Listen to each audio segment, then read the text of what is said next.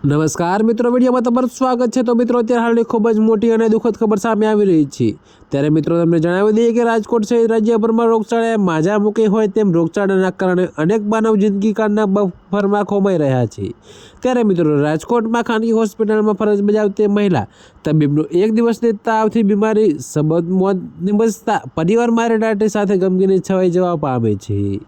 જી હા મિત્રો, તો તમને વધુમાં જણાવીએ કે આ બનાવ અંગે પોલીસમાંથી જાણવા મળતી વિગત મુજબ રાજકોટમાં વાવડી વિસ્તારમાં રહેતી અને ખાનગી હોસ્પિટલમાં મેડિકલ ઓફિસર તરીકે ફરજ બજાવતી ટ્વિંકલબેન ગોબરભાઈનું કોરાક નામની 33 વર્ષની યુવતી પોતાના ઘરે હતી ત્યારે તબીબ ન થતાં તાત્કાલિક યુવતી જે હોસ્પિટલમાં ફરજ બજાવતી હતી તે હોસ્પિટલમાં જ સારવાર અર્થે ખસેડવામાં આવી હતી।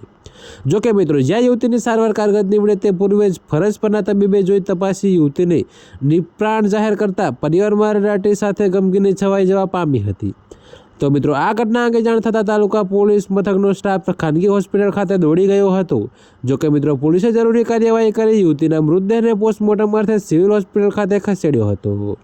ત્યારે મિત્રો, અત્યારે હાલ માટે આટલું જ। મળીશું નવી અપડેટ સાથે। અને જો તમને મારા વિડીયો પસંદ આવતા હોય તો વિડીયોને લાઇક, કોમેન્ટ, શેર અને અમારી ચેનલને સબસ્ક્રાઈબ કરવાનું ભૂલતા નહીં મિત્રો।